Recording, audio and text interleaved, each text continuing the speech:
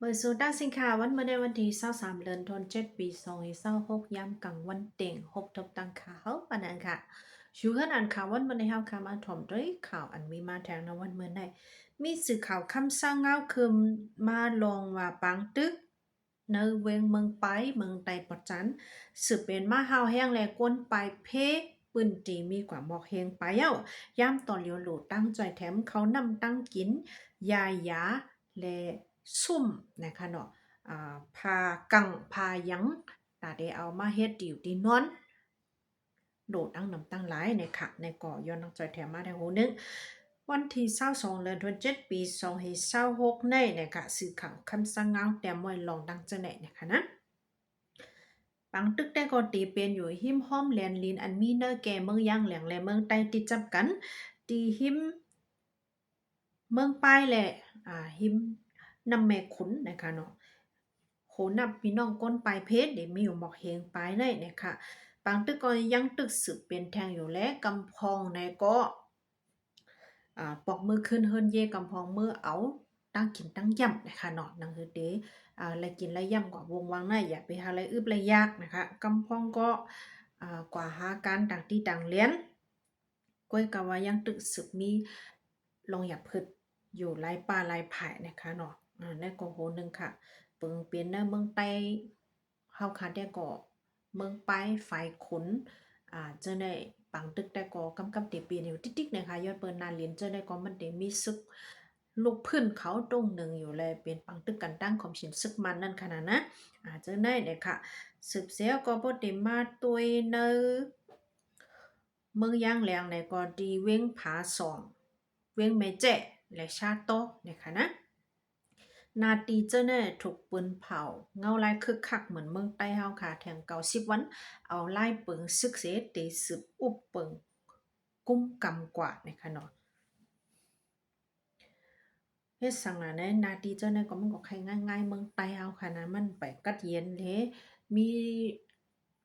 จุ่มลูกพื้นหลายป่าหลายภายเขาตรงหนึงอยู่เศร้านั่นแหละเขาก็ย่าปืนเผากว่าเมื่อนั้นก้อยนางเก่าค่ะเนาะเจ้าแน่นะคะมีข่าวแทงหูในค่ะเนาะสื่อข่าวกับว่าซาใต้นิวส์แต้มไว้ลองเอ่อแดนพ้องปาฏิเสอเพิกนะคะนะอันเป็นตัวแดนเวงลังเคอนะคะเนาะปีใจสื่อหางนะคะไล่ถามไว้ขอถามลองตาได้เปิดผุยกิกหลานอันมีดีโหมึงนะคะเนาะหิมวันหน้ามอนหลงตอนนี้เข้ามาทางเมืองไทยนั่นนะคะนะโหมึงอันในปาเนเจเวงลังเคอนะคะเนาะ กิ๊กหลานตีนั้นได้มันไปเข้าให้มันเป็นปักเป็นปึงได้หั้นนะย้อนเปิ้นนั่นแหละไผลงปองจึงเขาเนี่ยก็มาตอบว่าไปจ้างผุยปันไล่ในขณะนั้นก็ได้มีพี่น้องคนปื้นที่เขากำพ้อง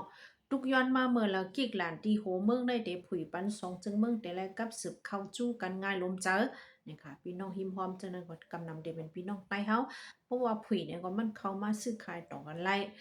ของกินของเจ้านะเมืองไทยก็จังหนังเฮาคาฮู้นะคะเนาะมันดี ลีกินลีวันและมุงมองทางผุยนั่นค่ะนะก้อยกาไผ่เดแลว่าลงปองจึงนะคะเนาะแก้มพ้องหลงอุ้มมิมินแต่ก็ตอบลาดว่า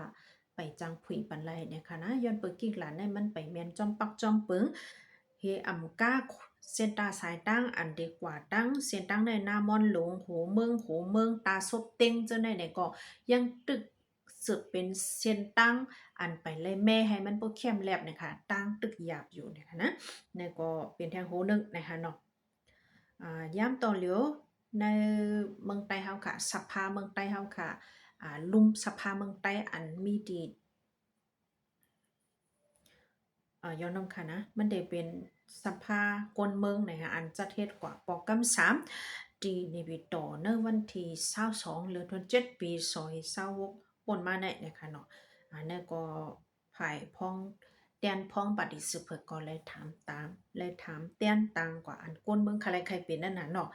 ได้ก็ปองว่าไปพุยปันไปจังเฮ็ดหือนะคะเนาะย่ำต่อเหลียวแต่ก็กิกหลานเมืองไทยและเมืองหุ่มเหมียวหมาในอันผุยแวดได้ก็เตมีอยู่ตาขี้เล็กแม่สายยาวตีแม่สอด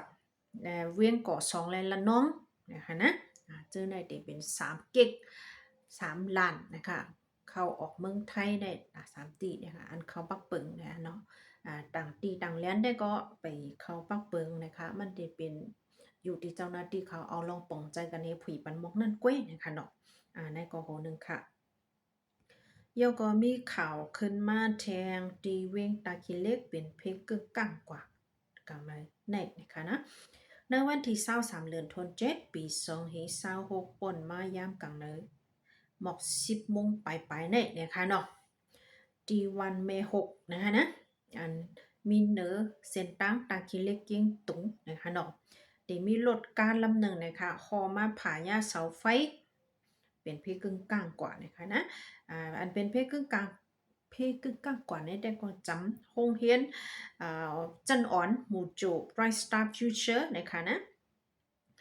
ก้นอันคอมาผ่านได้เลยว่าเฮาแห้งอยู่นะคะเนาะต่อถึงเสาไฟบนล่มกว่านะคะนะ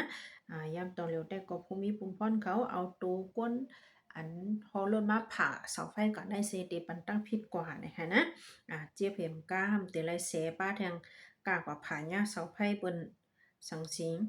ลู่หายลู่ซุ่มจะได้นะคะเนาะในก็ย้อนฟังปันป้าพี่น้องเขาค่ะนะวงวังในตาคิดเล็กในก็กำตีแรงยินนะคะเนาะย้อนเปิดว่ามีแขกเข้ามานำห้ามีคนกินยาเมากำเฮฮอรถฮอก้าเนี่ยกำนันปิดป่นมานั่นก็ถึงตีฮอผ่านยาก้นและลูกตายกว่าก็มีนะคะนะข่าวอันหลากหลายแต่ก็พี่น้องเขาคาเนวันเมื่อในแต่ก็คาอ่ำไปไล่หันสังเต้ๆว่า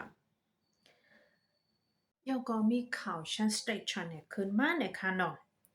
มือป้วนมา2-3วันได้เป็นเพศกึ่งกลางนะคะนะผ่องซึกดีตาหลงเวียงสีโปะนะคะเนาะเลยเป็นเพศกึ่งกลางกว่าลดก้าและก้นหากอดไหลป้ากว่าจอมนำนะคะย่ำต่อถึงเข้าตั้งหือมา3-4วันเยอะตัวตายผู้ใจหาก็นั่นยังหาไปหันนะคะนะนี่ก็สื่อข่าวชันสเตชันเนี่ยได้ก็เตรียมไว้หนึ่งนะคะในวันที่19เดือนธันวาคมปี2526ป่นมายามกลางคืนเดี๋ยวเลยว่ากลางเนยเจ้า1โมงไปนะคะเนาะเป็นเพกึ่งกลางพ่องเตคามนำนะคะนะรถกายก้นหาเกาะนะคะเนาะมันนักหนาให้แลเนื้อผ่องซึกนั่นเอาจึกขาดเฮไหลๆป้ากว่าจอมน้ำย้อนเปื่อว่าน้ำก็แจวแห้งเป็นข้าวฝนและน้ำก็น้ำนั่นค่ะนะก็จอยแถมตั้นเลยขึ้นนะคะเนาะนั่นมีคน2ก่อก้วยหลอดขึ้นมาเฮลุยขึ้นฝั่งมากขึ้นไรเนี่ยค่ะย่ำต่อเร็วตาหาก็ในหาไปหันก่อนนะคะนะผู้ใจอันป้ากะจ้อมเนอเพกึ่งกลางเจ้าในอายุ20ต่อถึง30ไปนะคะเนาะกำนำก็ได้เป็นก้นปืนจีวันนองปิงเวงจอกแม่เมืองไตปอดของนะคะนะปนมาครั้ง3-4วันก็ยังไปหาหันในคะเนาะในก็เป็นแทงโหนึงนะคะพี่น้องเขาเมื่อว่าในโฮมมามีข่าวขึ้นมาว่าอย่าก็ก้นเจ้าคือมันก็อันต่อเคิงตรนเขาในเมืองมันญาติยอบดีเวงไม่สอดจึงไทยวันนี้ค่ะบุตรฮอกได้มาหนังในคันเนาะจุ่มปลิก CIB เมืองไทยปืนเผากว่าเมื่อวันที่21เดือนตุลาในวันที่ยอบหลายคนเมืองมันก็หนึ่งอันต่อเคิงตรน FPV มาที่แม่สอดเรียนไทยและมันรวยอำแม่นตั้งการเสียเดอันส่งเข้ากว่าเนื้อเมืองมันในวันนี้จอบหนังไล่ข่าวไว้เสียจุ่มปลิกไผ่กดทัด CIB เขาอะไรโฮมกันตั้งปลิกแลจุ่มคึกตอนเว้งแม่สอดเข้ากดทัดเนื้อคอมมิวนิเหตุการต่อส่งสุนเร็วอันหนึงเว้งแม่สอดทบหันเคิงตรน FPV first person view อันพร้อมแต่จะตื้อไล่กำเนียวสีล่ำอีกตั้งกองถ่ายโดรนเครื่องกุ้มทิ้งมอตาและเครื่องโคเจอเกี่ยวข้องจอมโดรนตั้งสิ่ง16มิลคนเมืองมันก็ญาติยอบในจื้อห้องว่ากลุ่มเมนิโจย้อนมันใจเอาโคของอันภายเกี่ยวเก็บขวัญเมืองไทยให้หาม้อยอ่ำนั้นโคของเจ้าแม่นเจ้าหมายมีเสียงซิม้อยเจ้านั่นแหละมีตั้งพิษหลายอันหลายเปิงนะคะเดถุงญาติยอบสิกอญาปันต่ำตั้งพิษกว่านะคะเนาะดอนวันเมื่อได้ก่อข่าวก็ได้มีหมอกในเลยค่ะเนาะเฮาค่ะจ่องก้อยมาพบทบกันแทงค่ะย้อนสู่หาพี่น้องเขาอยู่ลีกินหวานกะเดียนแคมสะบางมีลีเป็นรอดเพกันกูติกูตั้งกูก็กูคนเสกรรมติค่ะมาส่งค่ะ